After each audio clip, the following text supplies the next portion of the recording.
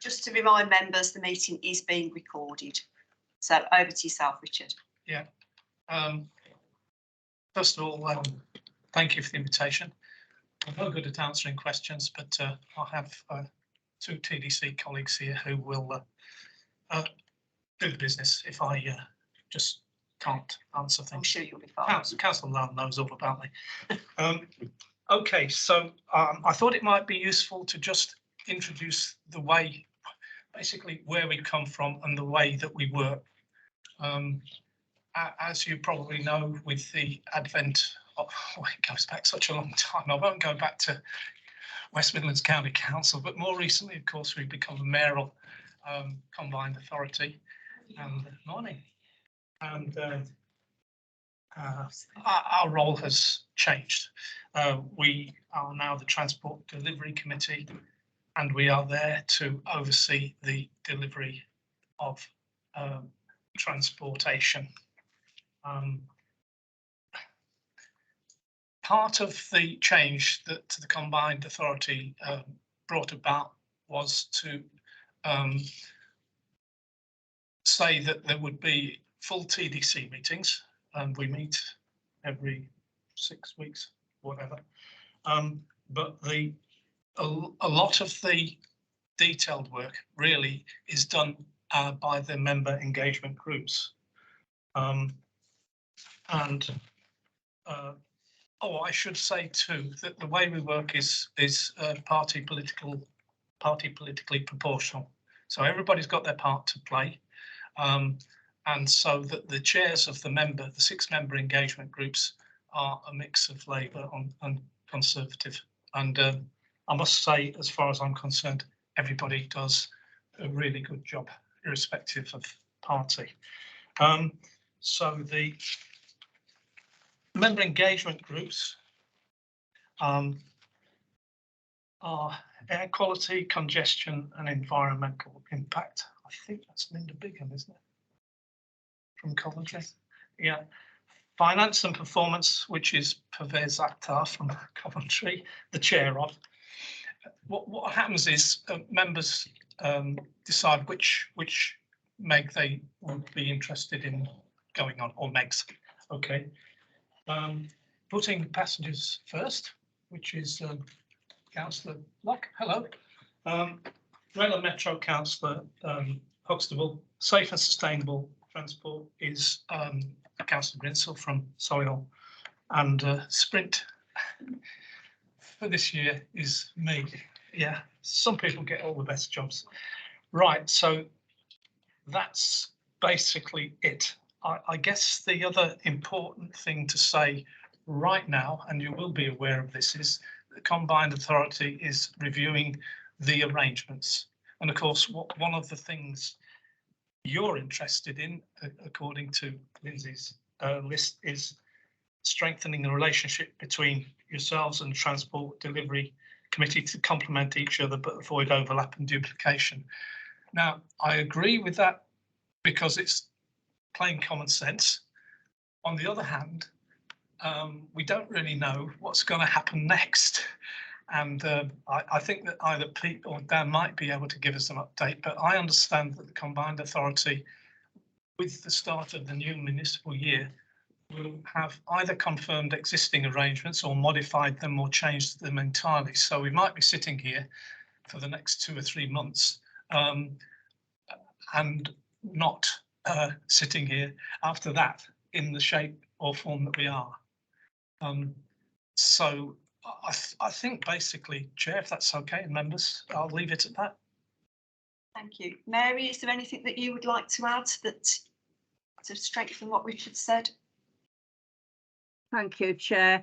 As Richard just said, my committee is the Member Engagement Committee is the putting passengers first.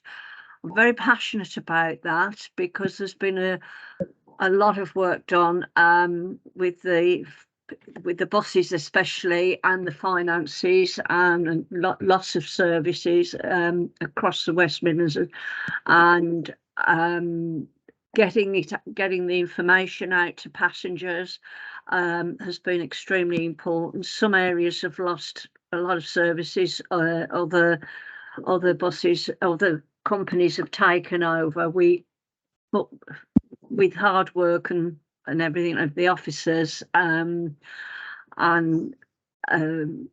we've managed to save quite a number, but there's still looming. It's only till March. There's still information going out on social media from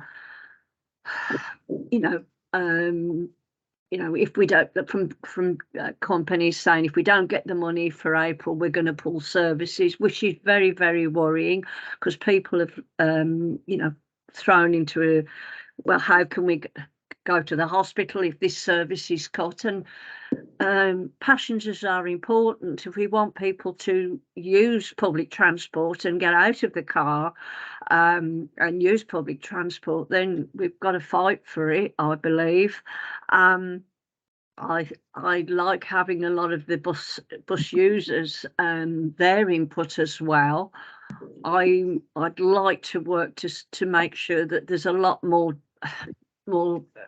it's expanded, so that, because some of them, not being ageist or anything, but there's a lot of people, younger people, who may not be able to be involved with the bus users because maybe they're working, they've got children, and I'd like to be inclusive of those too. I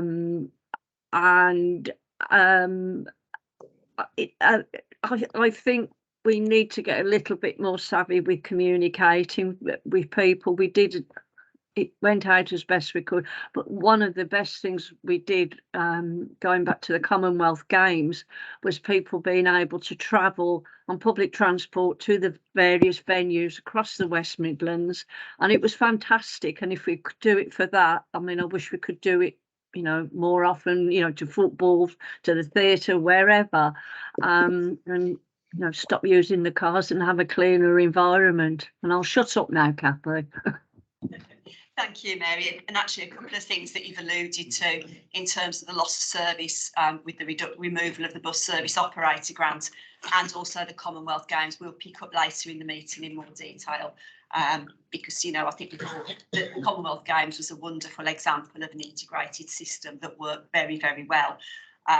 But the removal of the bus service operators grant is going to present us with some really serious challenges. So we'll come back to that and pick that up. So thank you very much. So if we move on then to our lines of questioning, and if we could just start off, Richard, you talked about alluded to the transport governance review, and that a lot of work has been done. You and I have both been interviewed as part of that preparation of the evidence gathering, and we had an update from Helen Edwards last week at the Transport Delivery Committee on where things were at as of last week. Might be worthwhile, Dan, just doing a little bit on that, and just saying really whether or not we are still in a position whereby any recommendations that flowed out of this discussion might be able to be fed into the review, or is it too late for that? Are we too far down the line? But just to understand that a little bit. So, Dan.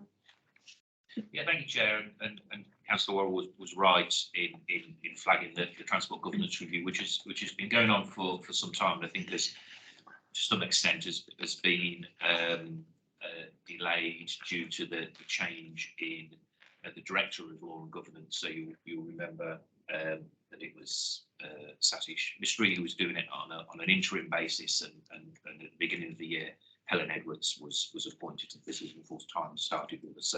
So Helen is very much leading the governance review now, and as you said, Chair, she came to your last meeting and gave you a short update on that. Timescale wise, going forward now, the intention is to report to the Combined Authority AGM in June with recommendations about transport governance.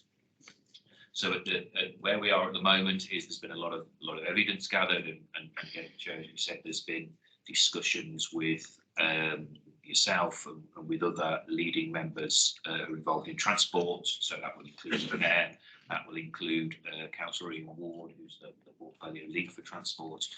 And so that evidence gathering process is coming to a close, and we're starting to begin the process now to formulate recommendations that will go to the June board. I think where this session today is really timely is it comes at the end of the evidence gathering, but not too far that it can't actually input into the development of the recommendations. So absolutely what the views of this committee, the issues that come out of this meeting today will feed in, and so it's really timely in that regard. And the other thing, just an observation I'd make is the recommendations haven't been developed yet, so I can't suggest what they might be or in which direction they might go. But just my own view is if you forget about the names on that are given to committees, there will still be a need for a scrutiny oversight of transport. There will still be a need for oversight and responsibility for the delivery of transport policies. So whether that is through our existing structure continuing exactly as it is, or whether it is through some other evolution of the CA's governance, these responsibilities aren't going away. I'm absolutely certain no governance review is going to conclude that the work that's been done doesn't need to be done anymore. And so it's I think it's really timely that you're having this session and you're hearing from the chair of Transport Delivery Committee and any views or conclusions that arise out of it. Then Helen will be very interested to hear what those are and help shape the bringing the review to its recommendations, which will be going on over the next 2 months ahead of the AGM in June. Thanks, that's really helpful, Dan. So it is important then that we think really clearly about how scrutiny fits into the future and how Transport Delivery Committee also fits into the future, but making sure the separation of work is understood and clear. So I'll move back to Richard first for him to comment, and I'll come to yourself, Councillor Singh. Yes. What do colleagues feel? Is the current division of responsibilities actually clear, as you say? I'm not too sure, and I think that's a kind of risk area because we need to have real clarity about that going forward. The other thing I just wanted to ask through you, Chair, Dan, when you say there's still time, can we know how much time that is? Is it 2 weeks or 2 minutes? It's a good question to which I don't have the answer to. I don't think it is a public consultation in that sense that you've got until the 28th of Feb. I know that wasn't what you were saying, but it's a good point and one I will take away that whatever the date is, there is a point at which it's going to be too late to influence the recommendations. Now, what all members need to know is what is that point, and I need to speak to Helen Edwards and to understand her timelines and how she wants to progress the formulation of the recommendations, so that you know at what point it's locked in that sense. So I'll take that away as a specific action. Thank you, Richard. Thank you, Chair. This is just a thought that I'm developing. If there were time, might there be merit in some kind of collaborative response, either through the officers of the respective TDC and scrutiny or somehow or other, but I'll leave that with yourselves really. It's just an idea. I do think it's quite important to give a good picture of how we see optimal arrangements for the respective functions of scrutiny and delivery can best be organised, because it's not brilliant at the moment. That's my view. Yeah, I would agree with that. I don't think there's been a clarity on what should come to scrutiny and what should come to TDC, and that division between the two.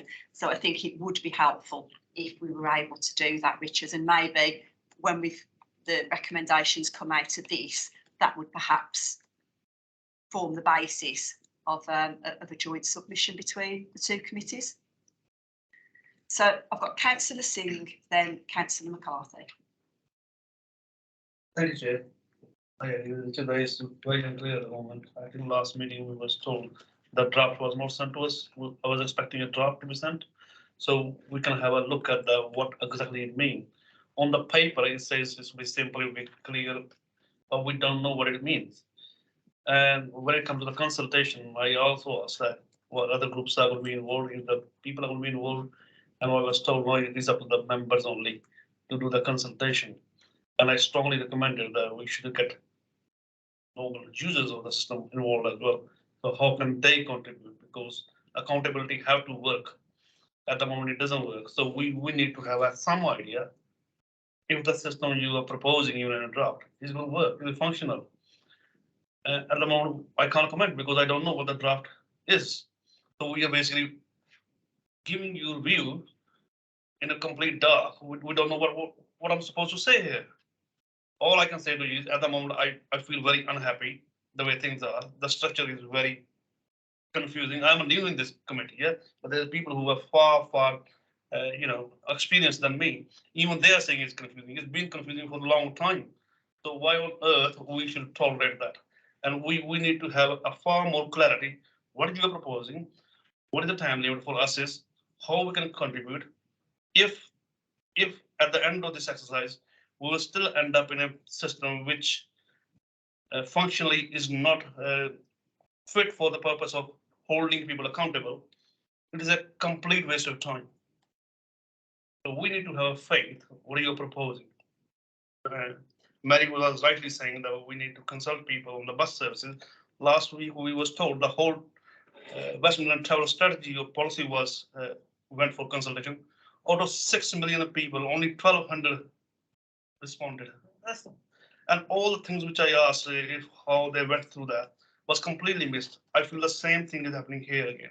The consultation is done for the paper just exercise rather than meaningful. It has to be meaningful. I strongly suggest we should be given the paperwork which you are proposing. We should have enough time to talk among ourselves, and we can come back with some modification in a time, not at the last minute to say this is what we are proposing. You can tinker with it a little bit. No, that is not going to be good enough. We want the changes to be meaningful, and we need to feel that it will function for the taxpayers. That's all I'll say. Thanks. So we've extended an invitation to the next scrutiny meeting to the portfolio holder, Councillor Ian Ward, when I'm hoping we will be in possession of the draft report in order to be able to look at that and understand from the political leadership the direction for the political leadership with the governance review. Dan? Yeah, it was only to say to Councillor Singh that I think everyone would agree with the comments you've made. I mean, it would if the observation of members is the current system doesn't work as well as it should, then it would be an entire waste of time for the governance review to conclude that things should be kept as they are. So the comments that you're making now are really useful, so that it is understood that members aren't or don't consider that the current structure is to be as effective as they can. Yes, you will see the governance reviews conclusions ahead of their implementation. The other thing I would say, it is a member-driven process. So members through the Combined Authority Board and all of your authorities are represented on there. Councillor Bateman attends those meetings. Councillor Worrell attends those meetings. It is members who are going to agree the outcome of this review. So it's not a case of Helen Edwards producing the report and said this is what we are going to do. That report and those recommendations will need to be agreed by members. So if it doesn't work for members, it won't be implemented. Is the assurance I can give you. you want to come back on that? Yeah, I agree with that. What my frustration is that we don't know what the time length is and how much time we'll get for meaningful contribution, how much time we'll get to debate and talk among ourselves if the system proposed have weaknesses and how to address that.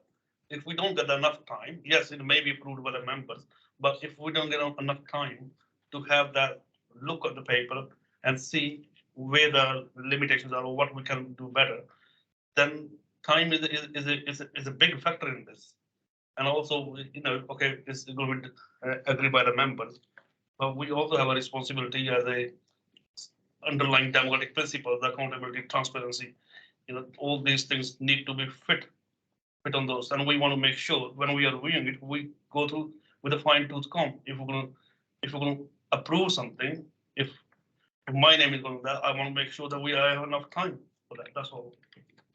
And I think my big concern around where we are in the municipal year in terms of this process, because it has gone on a significant length of time now without it being drawn to a conclusion, is that we then move into PERDA. And I mean, I'm not sure whether TDC meetings cease, but our last meeting is I think 13th or some 13th or 17th of 16th. Got it wrong. 16th of March, which will be the final meeting before PERDA hits.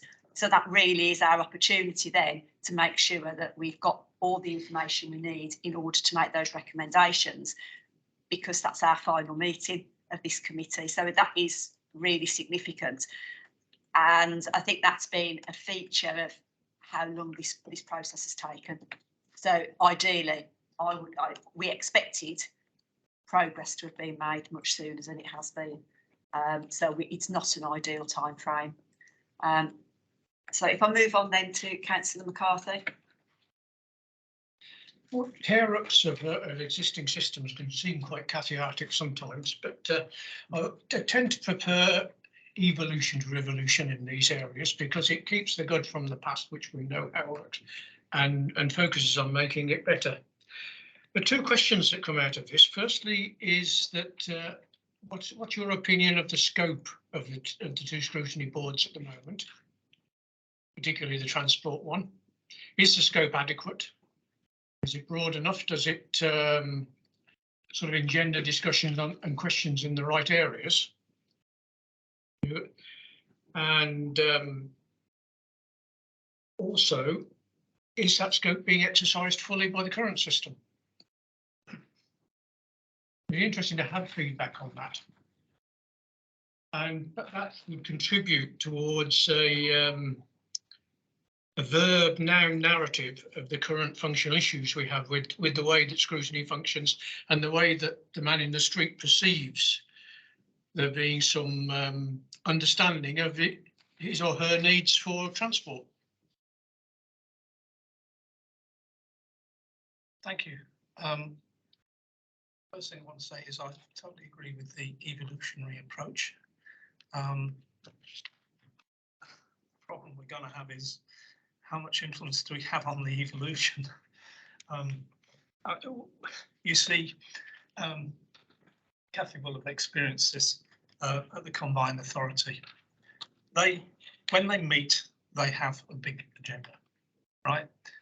Our stuff comes as our respective stuff comes as minutes towards the end of the meeting.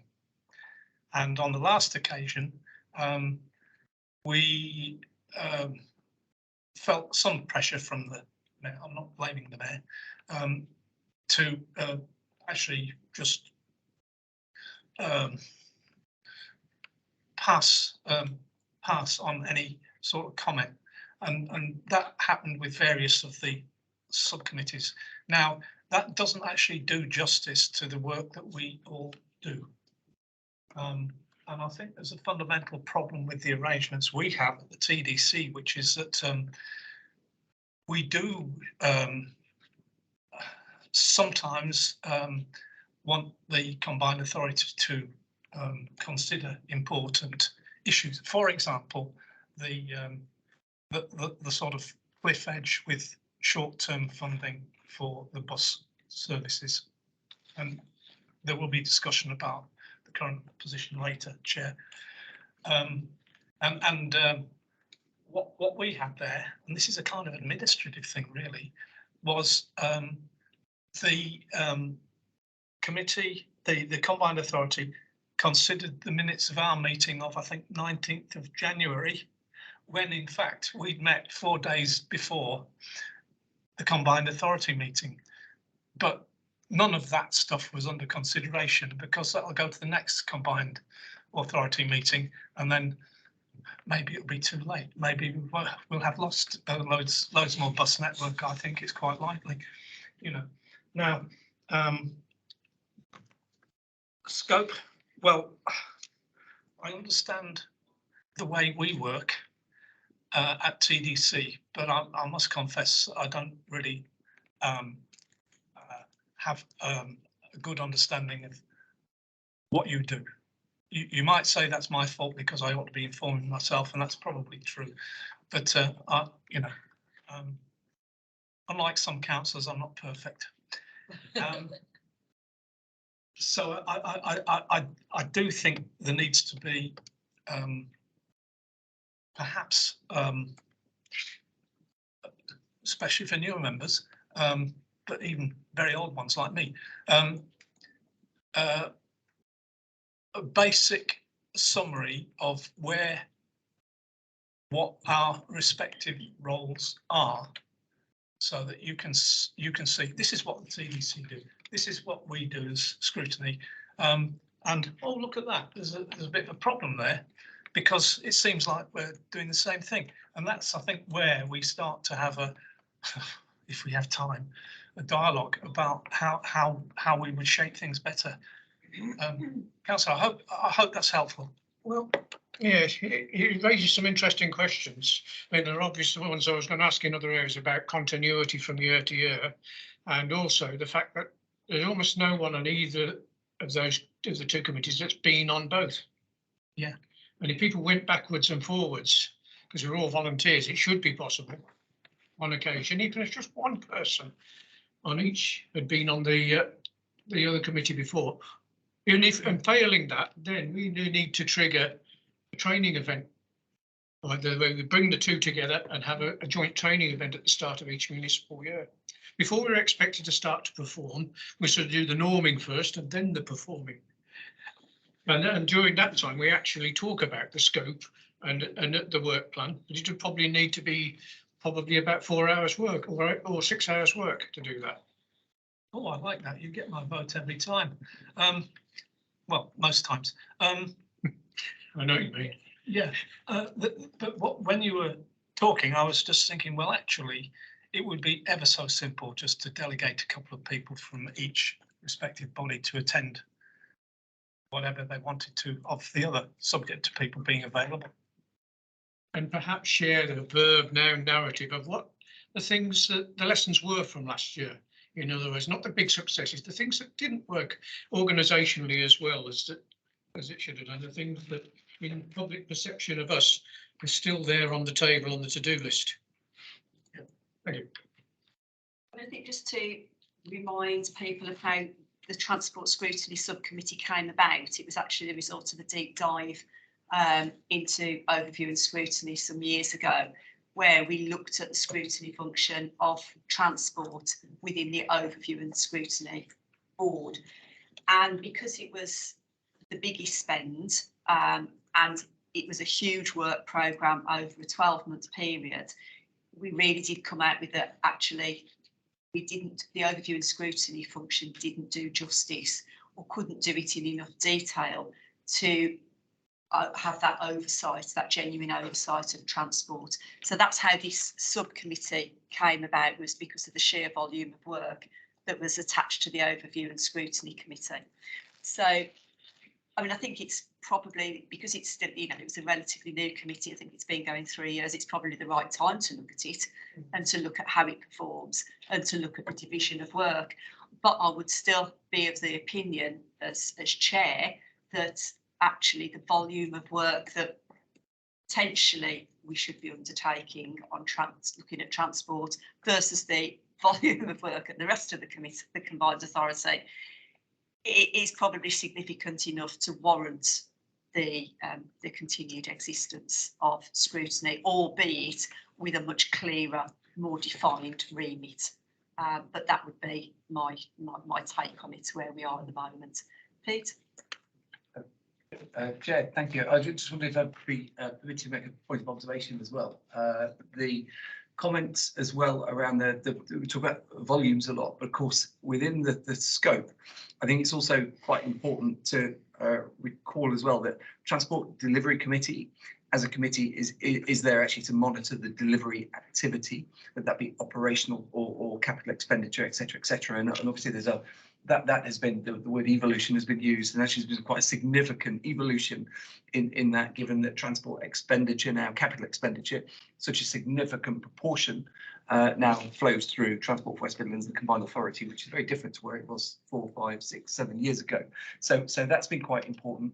And I think also that the scope of the scrutiny, not forgetting that Transport Delivery Committee monitoring the delivery elements, whilst the scrutiny, obviously under the terms of reference, has the ability to look at the work not just of TDC but of the Strategic Transport Board and the Combined Authority, which is something that doesn't sit within the remit of the Transport Delivery Committee.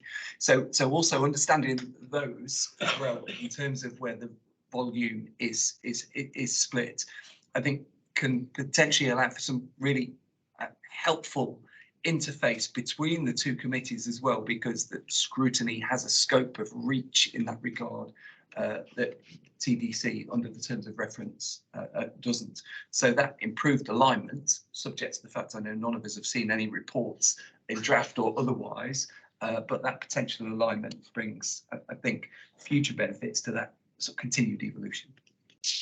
Thanks, that's really helpful.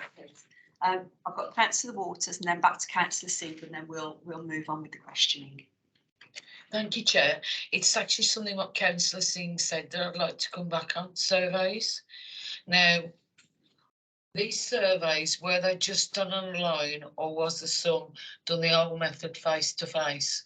Now, in a previous job, I've done thousands and thousands of them, and I would offer my services because I'm out and about on public transport every day, and people make comments to me, and if I had a survey in front of me, I could actually fill in their comments and collect the data.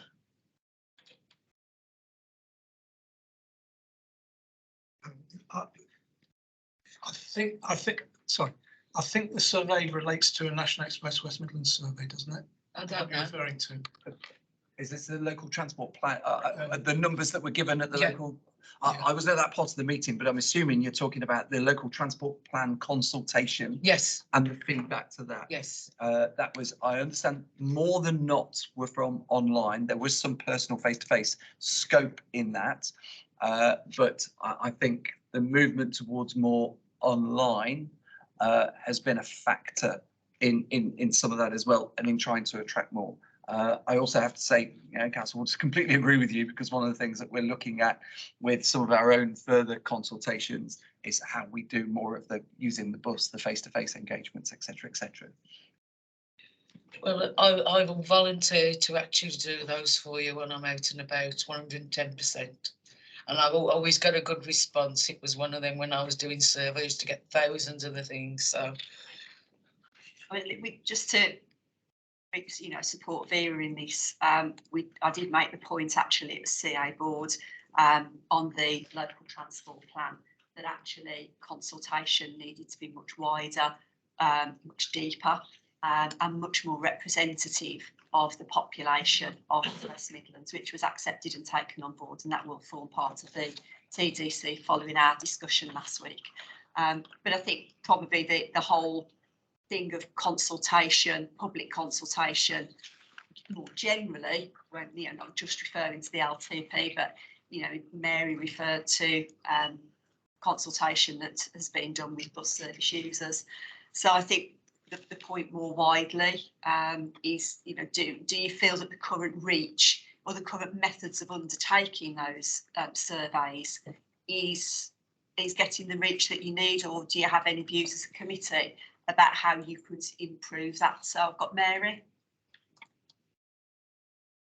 Thank you, Kathy.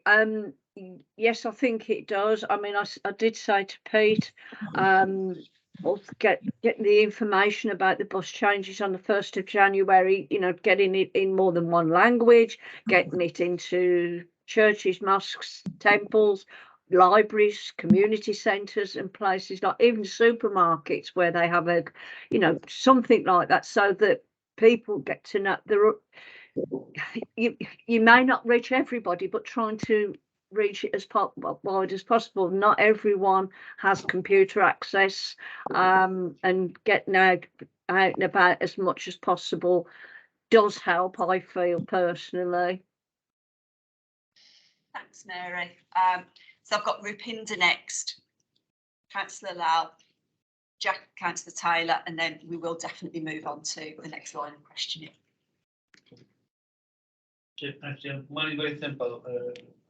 What he was talking about some board members study from other board to come on this board.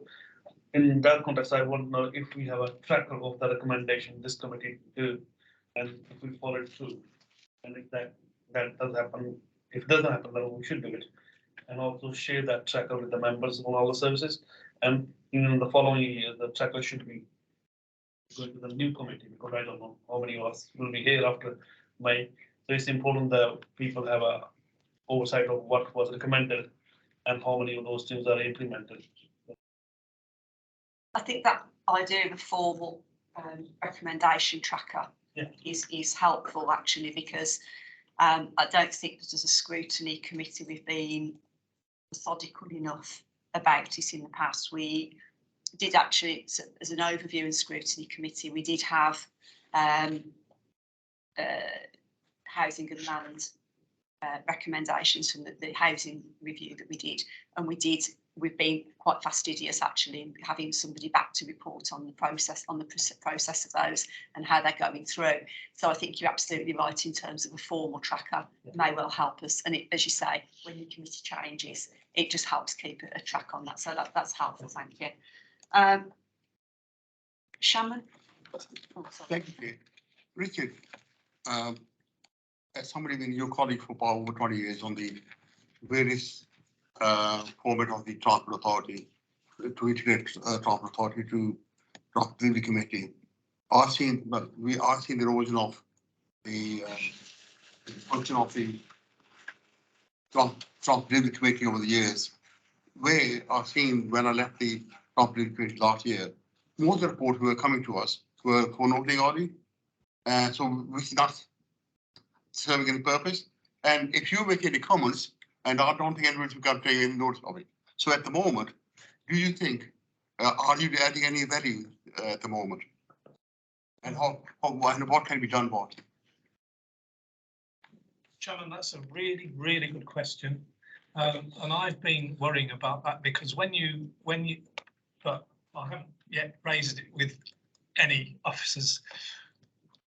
It is a problem because by and large, stuff is for noting, you know, and I think we need to do more than that. But it does depend on timetabling our meetings and having a meaningful access to the Combined Authority. And as I said before, the issue with the Combined Authority is that transport might be important, but it's usually because we're subcommittees. It's right down the back end of the agenda, and if it's getting towards 12:30, you don't really get a hearing. I just think that's a basic problem, because if both of us are going to have a meaningful input, then to the Combined Authority, then the Combined Authority needs to put that in place. We can't, but they should. That's my attitude. Does that help? Yeah, thanks, Mr. I've been I'll share your concern as somebody who's gone through all the changes, and where the change at the moment, it's just something which just to be seen, not to be heard, or even, you know, it's not doing its any service to anybody, to the passengers, right, or to the committees or the Command Authority. So really, I think either way, I think the board side need to think deeply as to how they can work together, to me, Command Authority is large, has got a large portfolio. And as Cathy said, that they have the time or the equipment to look at the political governance of the Command Authority. Of course, so for example, leaders, they have enough on their own on the plate to look after their own authority.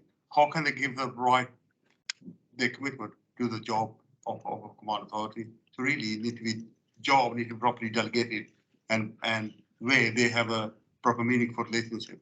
Thank you. Councillor Taylor. Thank you, Chair. First of all, it's great to be back.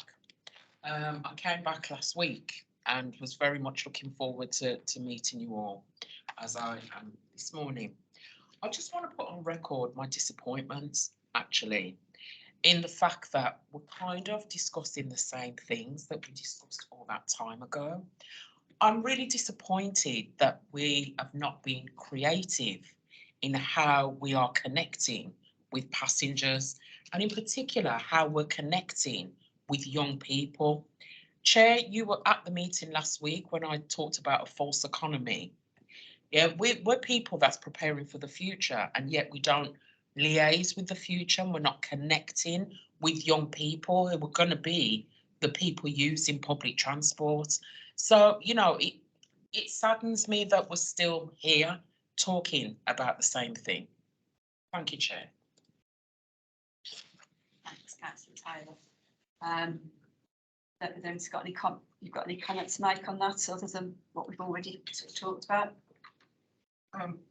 Really important, relevant stuff, Jackie. Nice to see you again. Okay, we're going to move on to the next set of questions, and these are around the capital programme schemes, and I've got Councillor McGarity who's going to raise the first one. Thank you, Chair. As the Wolverhampton councillor, obviously very concerned about the metro. We've had massive problems getting the extension built, but that's not the question I've got now, but just to say that that's not being completed as yet. So talk about the financial breach. At the West Midlands Combined Authority Board in December 2022, it was reported that in respect of this city centre scheme, the cost control issues had resulted in a breach of financial regulations. It would be helpful to understand whether any potential overspend on the scheme had been reported to the Transport Delivery Committee. And also, in your opinion, could Transport Delivery Committee do anything in future to stop this situation occurring again? Thank you. That's a really important question and a relevant one too. By the way, I do see quite a lot of Wolverhampton, so I know exactly what you mean about the metro. And so does Council Waters, actually. This was raised in private session at the Combined Authority last week. To be quite candid, I could have missed something, but I don't think so. I often do. I was unaware of that until that point. Chair, there's an issue here about how much can be said, but we're all in private session, aren't we? So I suppose it's all okay. We are recorded, so but I think in terms of responding to Barbara, I think it's not so much the detail of it, it's more about how when were Transport Delivery Committee made aware of it? Had you got prior notice of it? What was your involvement in it? As I said, unless I missed something, that was the first I'd heard of it. My suggestion on this is that relevant colleagues might get in touch with you to explain the background. That would be very helpful. Okay.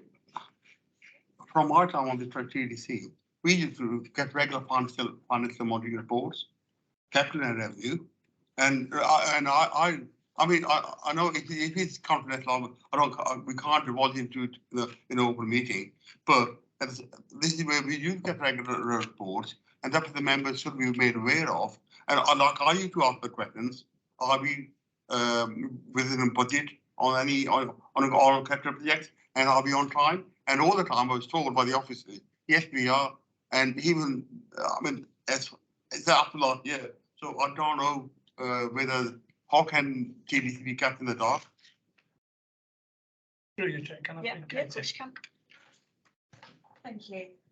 So as we said, the breach is subject to an investigation at the moment, which actually will look at kind of how that came in. So we don't want to preempt that, and that is under the private session in there.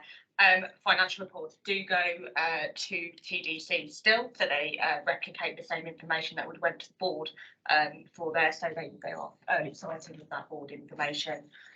So as Councillor Worrell is correct, he found that TDC were notified around the same time as the board, were also notified within there. I suppose the question then is that the correct way of doing business? Should you, do you feel as a Transport Delivery Committee, you should, even if it was held in private session, that you should have been made aware of that at an earlier stage? Sorry. So, I don't really, but do you want to come back on that, Richard?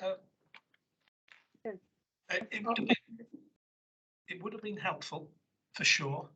I think that what Kate has explained is that we definitely do keep our eyes on actually levels of spend and whether things are going wrong. And actually, I think we do have a very able Meg chair who is very involved in the financial side of things, which of course is Councillor Akhtar.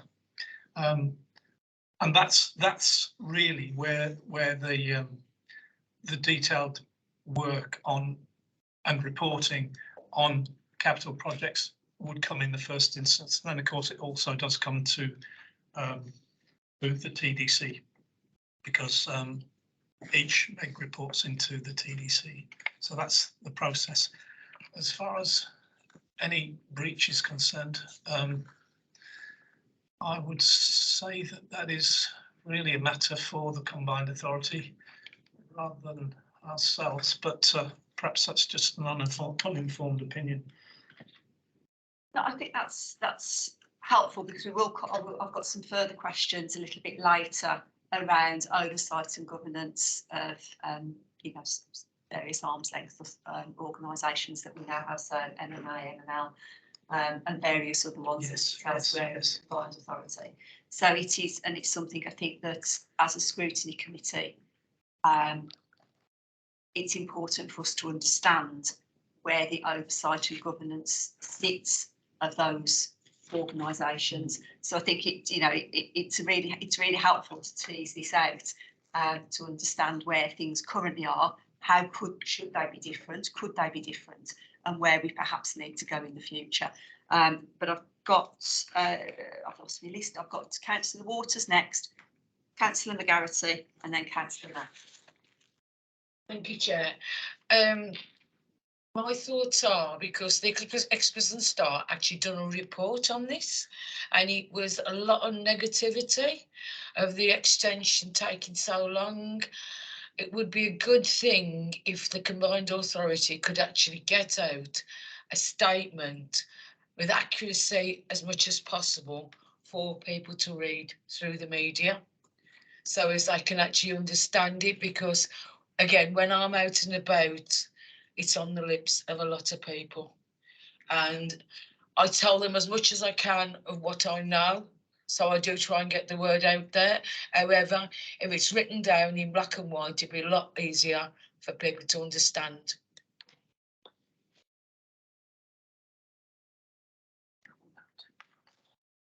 Yeah, I think so. So I think we just, I mean, I obviously in terms of the construction that would come through Transport for West Midlands around that, in terms of the breach, we do obviously have to be careful around what is put in public, because so there are people involved in that and organisation. So sure, it is dealt with as it needs to be and through the monitoring officer advice about what we can obviously say. Yeah. Richard? There was a time once when I used to get approached by the press, or Central as was would ask me to say something, but of course that's all done by you know, special people now at Combined Authority level, so I don't really have any input at all because I don't count for much. Councillor McGarity? Just carrying on from what Councillor Walters was saying, it is actually a bit of a disgrace to have lines going down to the train station that should be seeing the metro going down and Yeah. not. And it's embarrassing, if anything. But to go back to my other point, I wonder where the transparency is for this deficit to occur, and nobody seemed to know about it until recently.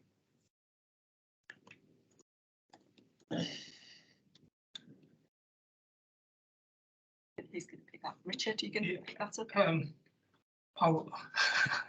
I'll do Kate a favour and ask her to respond first. I might have things to say after that. So that is the process that the investigation has been looking at. So I think, you know, kind of, as I say, that is under private items at the moment for boards, and can't kind of talk about it in that meeting at the moment here, but it is being taken through the relevant processes and shared. And do we have, sorry Richard, sorry, carry on, I'll ask my question afterwards. Chair, if it's on this, I suggest you. I think that I don't know if you're aware of this, but part of the reason, the practical reason for the delay has been the negotiation with Network Rail about surfacing outside Wolverhampton Station where the metro comes in, as you know. Pete, could you just explain that? Are you able to? Very limited involvement in that. However, the points around the engagement with stakeholders, which have caused significant challenges and delays, not only from setting out agreements. However, again, there have been matters of investigation there also. I think probably for the points of the difficulty is trying to discuss certain things that are either A, under contractual arrangements, or B, under investigation. I think the point of principle for this is actually that at what point do we find that when we have a completed investigation, whether it be in the contract arrangement and or the financial breach, do we ensure that there is sufficient visibility of what has been undertaken and what has gone on, to ensure us to put processes in place to endeavour to make sure that actually we can prevent or have the right visibility in the future. I think, but actually taking on point, Councillor Waters' point, in the meantime, are we engaging in the right way to set out a very public message to say that there are delays, this is the situation, this is how it's being managed, and this is when you should expect to see an outcome. So I think those points are quite clear from the committee, and I think they're points that we should refer back as well. But although there's certain questions that we can't fully answer, I think for me, listening to this conversation, the point is, once we have that transparency, how do we then take the relevant learnings from that and apply it into process so that we know that there is the right questions, visibility and oversight going forward. So that message certainly isn't lost in the fact that I can't answer the question in detail that I'm being asked. So apologies for that. And that's exactly the question I was going to ask of Kate. So Right. if it was about the learning and then what gets put in, how we then take that learning on board. Yeah. Richard? As far as the particular delay is concerned relating to Network Rail's, it was really a disagreement about the standard of work on the paving outside the station that would be acceptable to Network Rail, and it was reported to us at our last meeting that in fact agreement has been reached and there's a sort of compromise situation. So that was the delaying factor. So we do very often, if not always, get up to date on situations of concern. And obviously our Wolverhampton representatives have been keen to flag up have been issues of delay there. And it's really good news that actually that particular factor has been dealt with, and so it's looking good. It will happen, and it will happen at least 30 years before we get Metro in Walsall. It's right, that is. Okay, these things are like investigation or there's some contact which you can't talk about. I'm just checking the general point that do you get a decent time advance notice of any problems occurring, say like metro problem or some other kind of bus problem? As a delivery committee's chair, do you think you get advance notice of these things in a sufficient time? That's a good question. I feel personally, and you'd have to ask the vice chairs how they feel. So as lead officers of the TDC, we do feel that we get information in timely fashion. But the other thing in parallel with that, of course, is that if there are issues that are urgent, it's always possible for the respective member engagement group to look at that at fairly short notice. Yeah. Hope that helps. Okay, thanks for that. Just teasing out a little bit more about the arm's length companies and the learning that we hope will come from the investigation. I mean, do you have a view about what TDC's role should be in terms of oversight of projects being delivered on behalf of?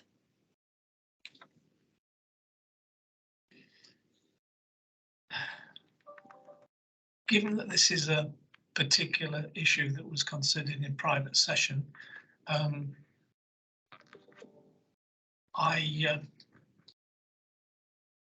kind of imagine that current delivery arrangements in respect of Midland Metro might need looking at. That will do nicely. So that. Thank you. Richard, you remember last year when we had major breakdowns of Midland Metro, yeah, and we were promised public inquiry, I suppose, to learn lessons, and we never heard anything from since then. So, how confident you are that anything of what's happening at the moment, you'll be able to hold them to account? Even any inquiry, even to the breaches, will be made public? I mean, you will find out in quite a lot of years that your memory gets like mine, and it's not very good anymore. But did you say there was going to be a public inquiry? Yeah, when we had two major breakdowns in the Midland Metro, and the Eddie Street came to made a press statement that he's going to look at two things. One is what's causing the major breakdowns, and second was the governance of the Midland Metro. And so far, nothing has come back. Did you say the mayor? Yes. Oh, sorry. I'm going to have to ask officers if they can respond, because the mayor doesn't always communicate very well with the TDC. I can take part of that for you, Chair. So certainly in terms of what caused the breakdown, that has been subject, again, because that is a legal situation that's in there. There has been reports through to board and to leaders on that, but they have taken place in private sessions, and that is part of an ongoing legal situation. So we do, again, have to be a little bit careful about what is put out into the public in there. In terms of the governance piece, I'd have to pick that up. I think that has been taken. I don't know, Dan. Yeah, I think the only comment and councillor used the term public inquiry, which I think has a very particular meaning, and I'm not sure if its use has been in this strict, should we say, legal sense, or just as a euphemism for looking into a matter. So there has been a public inquiry in that kind of strict definition of the words, but there's been, as Katie said, investigations into the cause and consequences of that, which have been reported through to the CA board, and they've report back. And as I say, I think that without getting bogged down on terminology, I think perhaps public inquiry has been used in the past to mean something that wasn't actually public inquiry in that sense, that perhaps we might think of the word being used normally. Chair, could I just add as well, part on the governance question, which is that actually there was a further external governance review separate to the transport governance review that we talked about earlier in this committee that has been undertaken. So we invited representatives from other authorities with similar processes. So we had an external provider to support a review of that, which is currently being implemented. So we are not currently seeing the arrangements of that being put into place, because that was deemed to be slightly more urgent and critical than the wider transportation governance review with regards to delivery, especially considering some of the risks and mitigations that were undertaken last year. And one of the elements for that has actually been around strengthening the arrangements and engagement between Metro and Transport Delivery Committee. And we have a new employee in place who will start to take those reins through the next committee, as well as a WMCA/TFWM representative of Midland Metro.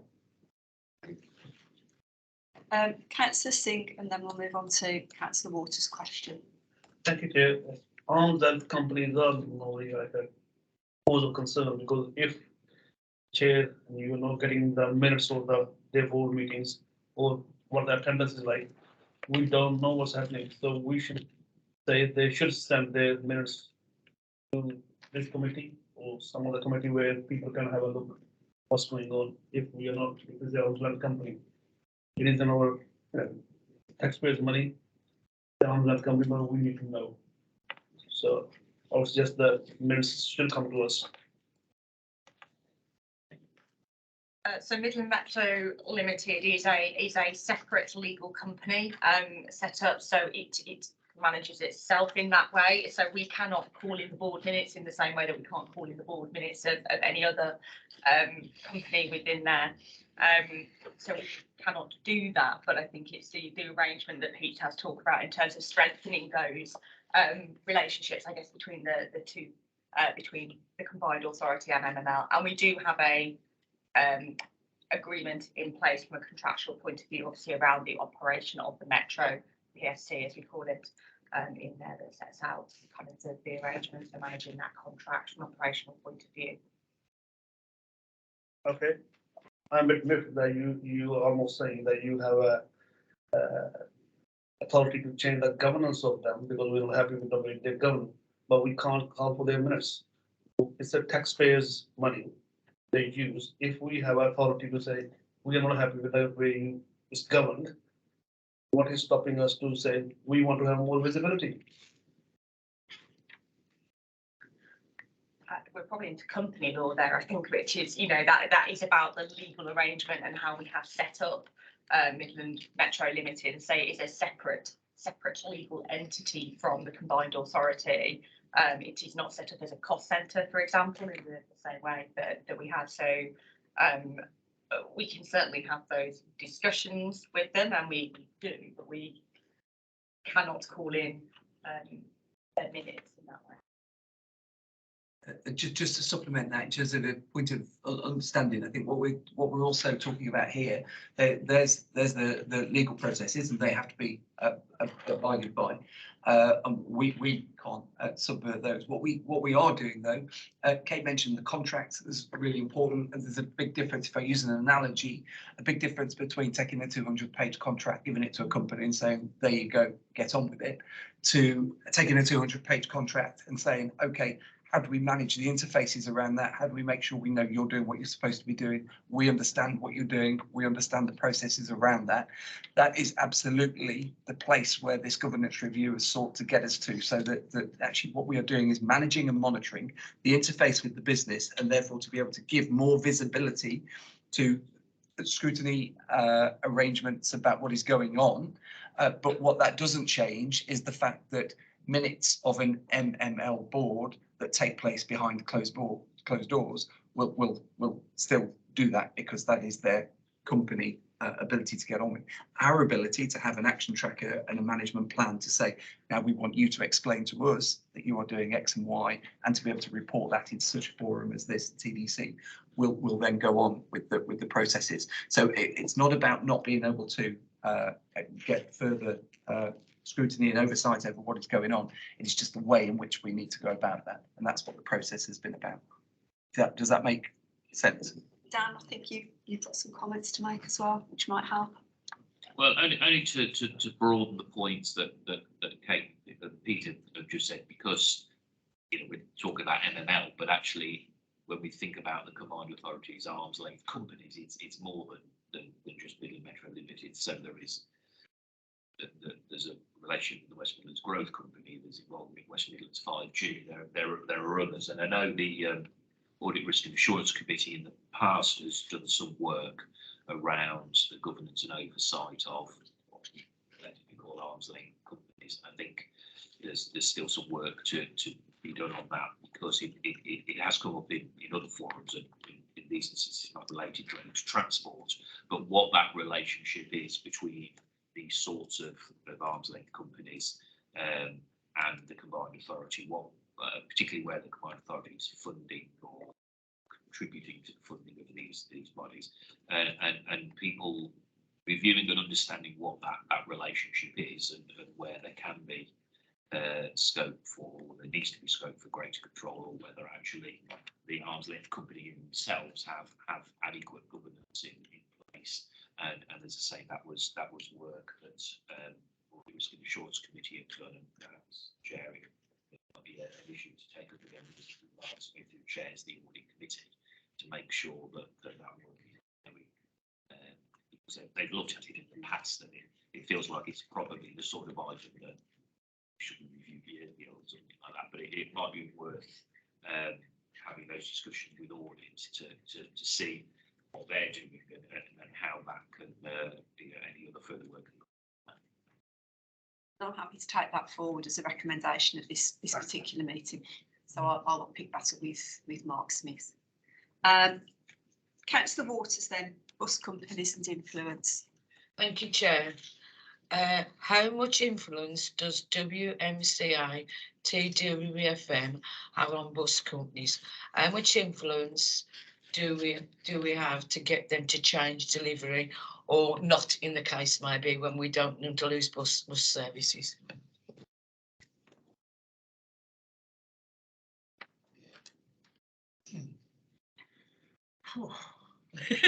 Coffee break coming up. Let me try and put some words together.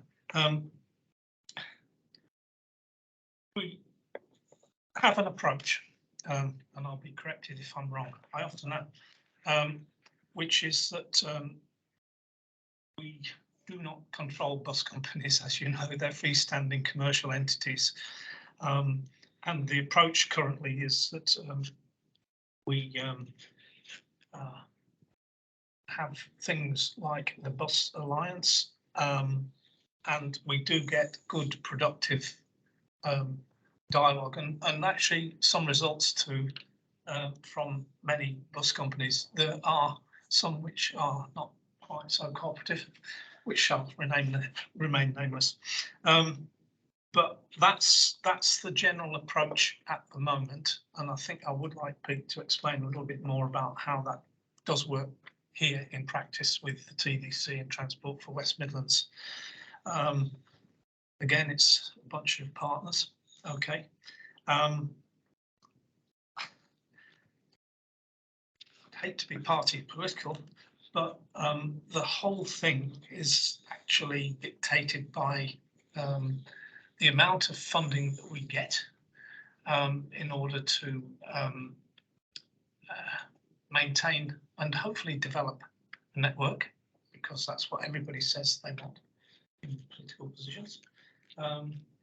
And the parallel concern is it is just no use when you're talking about bus networks to have short-term funding. It has simply got to be longer term, and it's got to be adequate. If we don't get that, as John Hayes, Pete's and Kate's colleague will always tell us, we're looking over the cliff edge here. And you can see that from the reports from Diamond Bus there that you've probably seen in the Express, a copy of which I've given to the chair. May I invite Pete and Kate, if they are willing to or even if you're not, to respond. Okay, thank you. Just picking up on the points that Councillor Warren made there in terms of the relationship. I think it's really important to state under current law, you know, the government have no responsibility, if you like, or accountability to deliver bus services anywhere across England. That was under the 1985 Act. And local authorities have a responsibility to, if you like, put tendered bus services where commercial businesses are unable to make a profit out of running those services. So that has always been the law since 1985, and we've had successive acts that have tried to, if you like, redress the balance of partnership, the 2000 Act, the 2008 Act, and now we've got the 2017 Act, Bus Services Act. Now, in the West Midlands, we have a proud heritage and history of partnership, actually, of trying to work collaboratively with the bus operators. We've delivered some of the most innovative and expansive partnerships across the country, and actually the involvement of both Transport Delivery Committee and the West Midlands Bus Alliance has been pivotal to that. I think what is really incumbent at the moment, though, and is taking over the landscape, is the implications and impacts of COVID-19 on the bus network. Was what first caused, if you like, the seismic shake in the industry through the loss of passengers, and all of a sudden a new dependence on government funding to come to operators and then to provide that short-term sustainability. But here we are 3 years after the start of the pandemic, and we are still managing on 3 to 5 month arrangements, funding arrangements from government. As we sit here in this room today, there is no funding committed for government funding, of which at least we think around 40% of our bus services out there today across the West Midlands. We carry 10% of all passengers across England on our bus network outside of London, but around 40% of those potentially are at risk if that government funding ceased on the 31st of March. And here we are in mid-February, trying to understand whether there will be any forthcoming funding or whether there will not be. And there are still debates, we understand, as to whether there may not be. So the risk is seismic, and actually that has changed the landscape of the relationships that we hold, and also the influence that we have been able to exercise throughout the course of our partnership arrangements, because now all of a sudden we realise the true sense of the fact that a decision as to whether the 45 or 76 or whatever bus service we want to talk about doesn't reside with either the mayor, the chair of the Transport Delivery Committee, or anybody else, myself. It rests with a boardroom decision within a bus company. And our job is to say, have we got enough money then to then pick up and then replace that with something different? So I think that is what's changing the landscape. And that is where ultimately, because we are still living what I describe and define as hand to mouth on 3-month financial handouts from government to retain the bus services. But if they did stop on the 1st of April, we have very, very limited influence and control over the outcomes of that, regardless of the fact that we have a bus alliance, regardless of the fact that we have really broad and quite cemented relationships with our bus operators, for better and for worse sometimes. So I think the point of just setting out all of that is that at the moment, it does feel like we're at a very transitional point in how we manage our bus services. So as much of my time is spent talking and looking to government for the level of funding commitments that it is to creating those engaging relationships with bus operators, and that's making things extremely difficult. But we are trying to manage that influence as best we can. We are utilising it as best we can, but as you can see from the headlines that are in front of you today, that influence has very limited ability. One of the other things, though, just a correction from an earlier point, is that when we talk about the funding that's currently in existence, it's called Bus Recovery Grant, BRG, and that is different from Bus Service Operator Grant. And Bus Service Operator Grant is something that is paid from government to operators about fuel duty rebate. We are also, through the West Midlands Trailblazing Devolution deal, talking to government around the devolution of BSOG as well, which, if you like, would allow us in the region to start to create a use of that funding, depending on the level of funding that arrives, to try and shape the bus services as we know. But I think in all of my 30 years of working in this industry, I've never seen an industry at risk as much as we do see the face of our bus services in the West Midlands as we sit here today. Whilst we're doing everything that we can to try and address that and fix it and review it, including looking at our long-term options for whether we continue with enhanced partnership or franchising, I think what the current model is telling us is that actually what has gone before is not doing the trick and is not working. So actually, as well as trying to address that challenge, we are in a period of requiring change. And whether that be, so we're delivering an enhanced partnership, we hope that will be really bold and it will do new things. The Transport Delivery Committee have oversight of that. That's one of the things that TDC have, if you like, all of the within the remit, the decision-making powers around.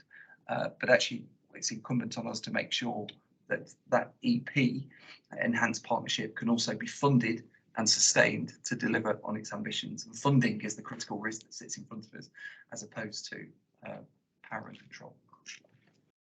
Councillor McCarthy.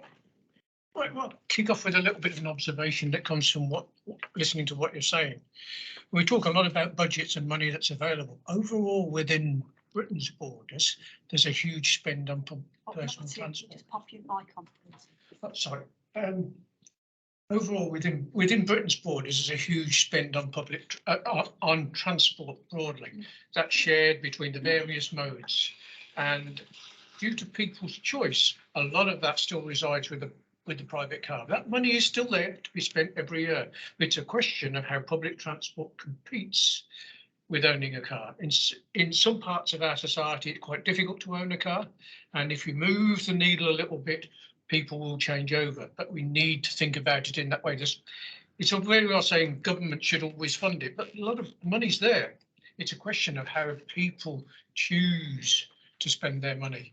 And it's not just about cost, it's about security, using the different modes of transport and flexibility and connectivity. But there needs to be a broader debate about how all that fits together. But coming back to my question, which was about bus companies of influence,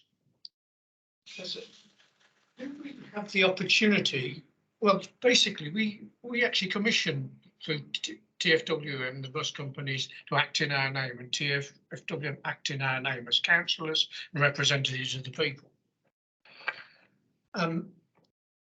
One of the key ways that our residents actually interface with the system is through the complaints procedure, and the answers they get are often flippant, unrealistic. All of councillors have had stuff coming back, and someone says, "Oh, I'll get hold of my councillor." I say, "Don't waste your time," because they don't influence us. And I've heard that so often. Would it be possible through scrutiny to have a session at some time, at least once during the year, or perhaps more often than that, where we actually look at the summary of complaints and can dive down into one or two cases, maybe at random, the sheer volume of complaints that are, to look at the way that each customer has been treated? Because I come from a manufacturing industry where one bad customer that has one bad car tells 10 or 100 people, and it's the same with public transport. And if you want to compete with the private car, we've got to start thinking in that way, not just putting our hand out for money. Is that something, Richard, that the passenger transport group as the one that Mary chairs, is that something that they already do? I think Mary's had to go, She has, yeah. I um, just wondered if you knew. so I don't know. But we can ask her. Yeah, and I think Mary would be the appropriate person to feed back on that. Peter, have you got a comment to make? Yes, if I may, because actually quite importantly in this arena, it is actually the point around where complaints go to. So we have a customer services team that manage complaints. Now, interestingly, the bus services that we've talked about today, I met with the representative bus company yesterday, and I've received, I think within the organisation, we've probably received around 20 to 30 communications thus far about some bus services that have been notified on publicly. Speaking to that company yesterday, they'd received over 300. We don't have the visibility of those 300. We have the visibility of the 30 that come into Transport for West Midlands and to us. One of the things that we are looking to try and address through both the customer charter and the Bus Alliance and the Bus Service Improvement Plan is how we can get some collective oversight of where those things go, because you mentioned about different correspondence and being told councillors don't have influence over us. Well, that is often a narrative within bus companies. You know, we are not, the bus companies do often say, you know, we're not in public ownership, we are private businesses, we are there to manage. And actually, but if they contact Transport for West Midlands, then actually we do have a lot of communication with local councillors. And there are some exceptions across that piece as well. You know, we know that there's quite a lot of dialogue between National Express and some of the local councillors as well.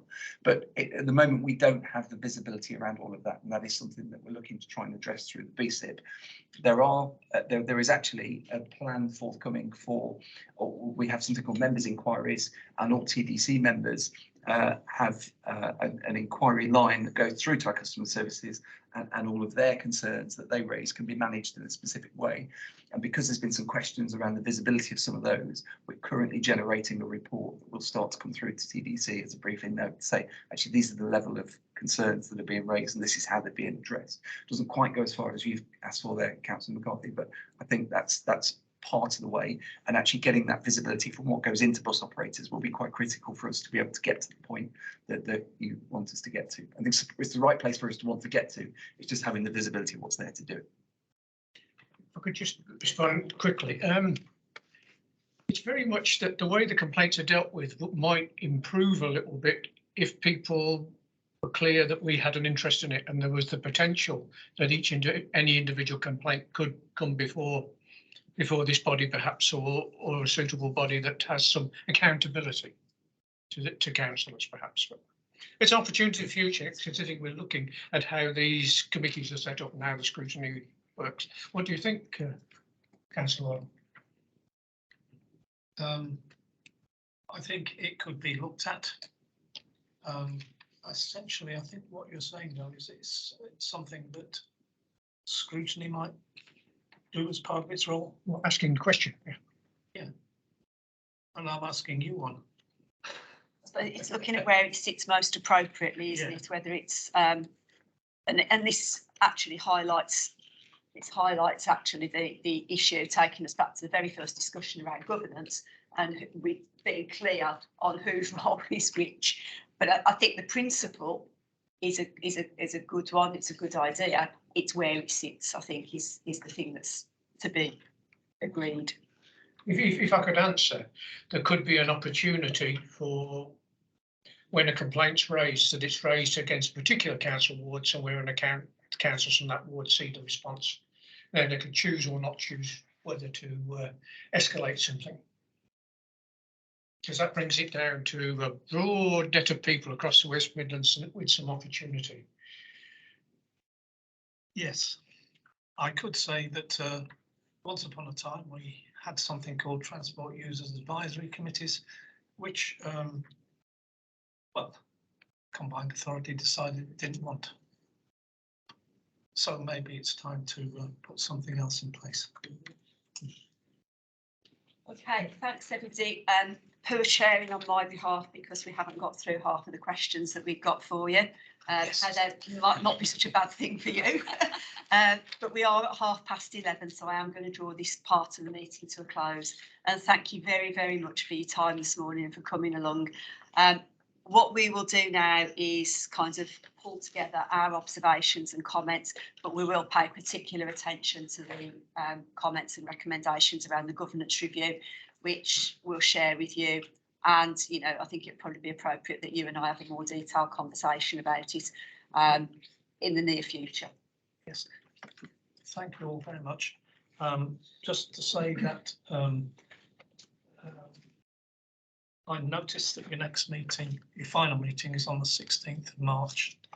I'm not available. I've got to go and see my brother who's abroad on the 15th. So happy if the two vice chairs were invited along, if that would be helpful. GDC chairs, up to yourselves. Okay, we'll come back to you on that, but it would. I think it would be helpful if perhaps you and I can have a conversation before that point about particularly about the governance review, just so we don't miss that rather tight time schedule to get recommendations into the final report. Just a final word, Councillor Singh. I hope you've noticed I'm wearing a Coventry City Council tie. Thank you. Thank you very much. You made my day. That's just going to upset everybody else. I'm wearing a tie from a traditional Coventry company. Jaguar. Okay. It's also